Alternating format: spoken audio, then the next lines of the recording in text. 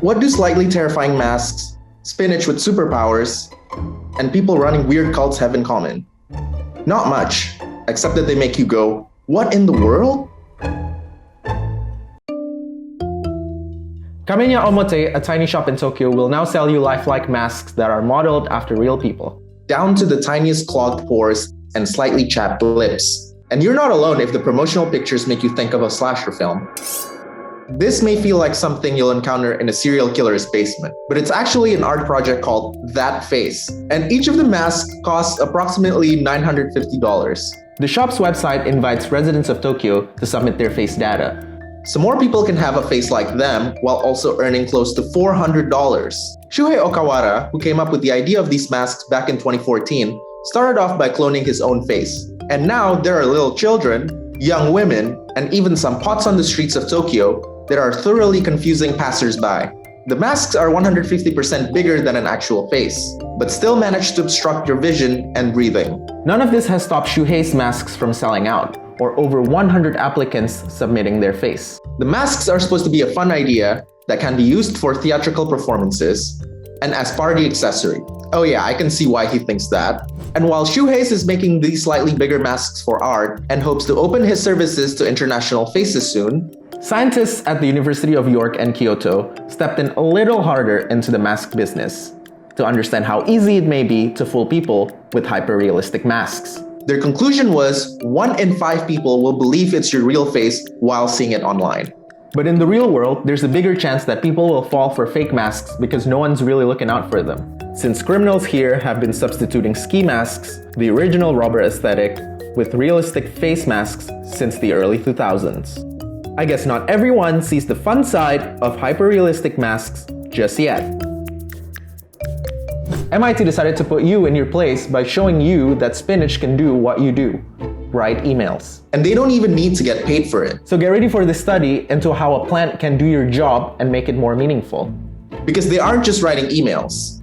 They are doing them to tell you about possible bombs. While you've been here feeling like a real business person for your basic literary skills, spinach has been out there saving lives. Spinach is supposed to be a super analytical plant with an extensive root network that can read signs of climate change. So why can't you big brain endoskeletal bipedal being?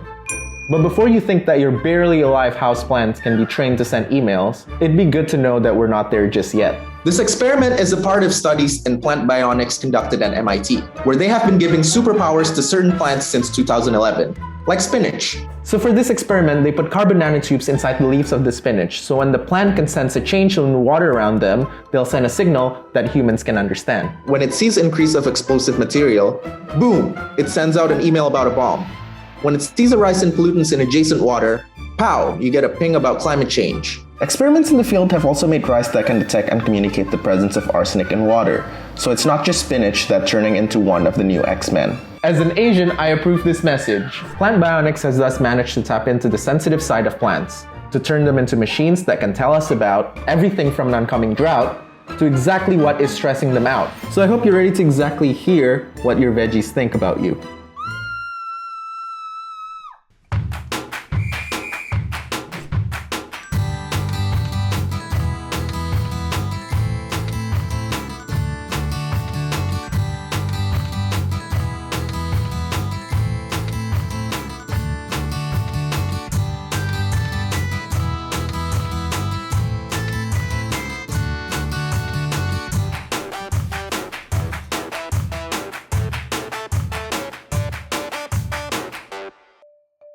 Russia has dogs of all shapes and colors, but no one was expecting to see fluffy boys turn up in this bright shade of blue. And then green. Understandably, it created a bit of panic, especially since the blue good boys who were the first to turn up were found near an abandoned factory in Dzerzhinsk. 250 miles from Moscow, Dzerzhinsk is a part of chemical production industry in Russia since the Soviet era, and up until today is considered one of the most polluted places in the world.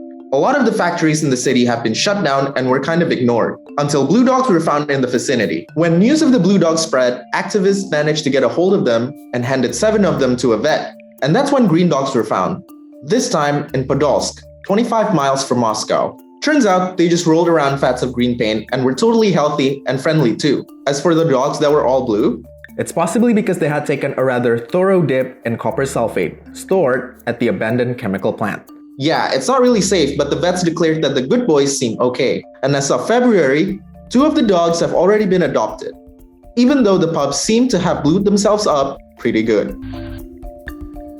My name's Dr. Matt Lodder. I am an art historian based at the University of Essex in the UK. I was catfished by a student. I mean, catfished is probably not quite the right term. This person wasn't trying to romantically ensnare me, if that's the right way of putting it. This guy, over the course of a series of years, contacted me under several identities, real and assumed, took it upon himself to use things that I'd written and things that friends of mine had written to try and get better marks in his degree. And so a friend of mine, another tattoo historian by the name of Anna Friedman, one day she was browsing her Instagram page. She was using her Instagram page to put some pictures up showing some of her work.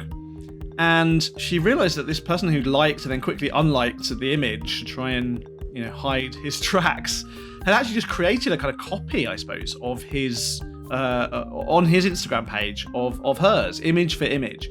The other thing Anna noticed, and she contacted me when she realized this, was that this guy had sort of a strange resemblance to me. His profile picture for academia.edu was a sort of posed recreation of a picture that comes up of me if you Google image search it. We stumbled across a photo of him where his hands were visible, and he had copies, bad copies, but copies nonetheless, of my hand tattoos. A bit more digging, we found a video of him giving a talk at a conference. He was reading out something that I'd written, a chapter that I'd written for an exhibition catalogue a few years earlier, as if it was his own work. And he was dressed like me, or dressed in a way that would resemble me. And even more creepily, as friends of mine pointed out when I showed them the video, he was even kind of using my speech patterns and gesturing like me, almost as if he'd studied videos of me giving talks.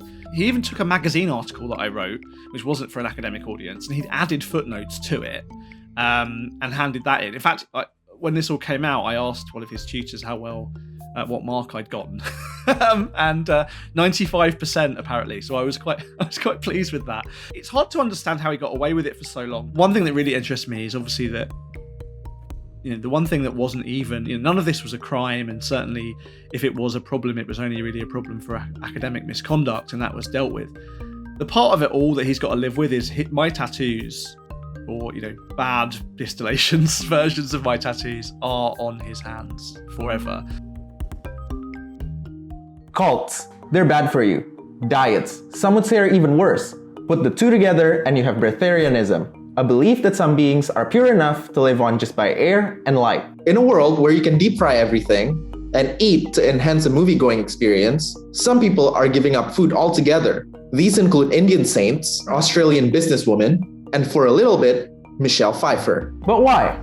Matthew Forbes, who interviewed Nicholas Pillards, a facilitator at one of the largest breatharian centers in the world, tells us more. Why are people telling others that they can just live on just by air and light? I was asked to do some research into weird diets, basically. And so I did a bit of snooping around the internet, mostly on Reddit. Something that kept popping up was breatharianism, which I hadn't heard of. So I ended up looking at this Facebook group called Pranic Nourishment Breatharians. And there I saw Nicholas, the guy who I ended up interviewing, was one of the admins. He lives in Italy. And yeah, he's been on national television there a few times. He seems to be very much like the kind of go-to Italian breatharian. He's definitely, I think, one of the more high-profile ones. So he started a breatharian process and kind of cut out eating entirely for a bit, and he got very, very skinny and very unhealthy. And he later realized that he wasn't doing it properly, basically. Then he ended up doing a second process, I believe, with a level 4 breatharian by the name of Henri Montfort. He kind of did it properly this time and did it in a safer way, and he's been a breatharian ever since. Now he is a level 3 breatharian. So he has one meal a week basically, and the rest of the time he's just on liquids. Do you think there are benefits of being a breatharian in any way? From my research and from how I interacted with the guy I interviewed, Nicholas, breatharianism very much seems to be replacing the energy that's used eating and drinking, essentially, and replacing that with the energy that you get from the air and from breathing, essentially. Breatharians talk about like opening up space, and that space will be filled with pure energy, which is like prana.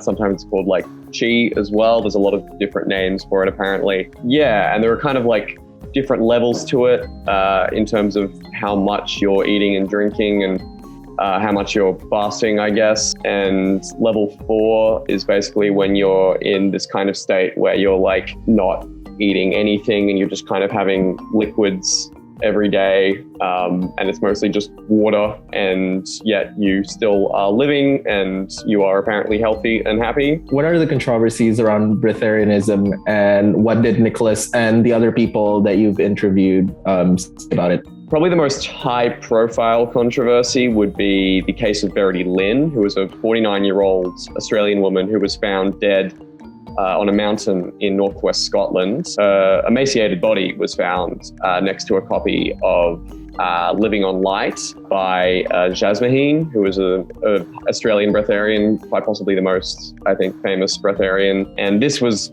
quite controversial, and this led to a lot of media attention directed at Jasmine and breatharianism in general. I brought that up when I was interviewing Nicholas, and the crux of his response was pretty much, people die all the time. And he used this one analogy, which I think sums up his view on it quite succinctly, where if someone has a heart attack during a game of soccer, you wouldn't blame soccer, you would blame the heart attack.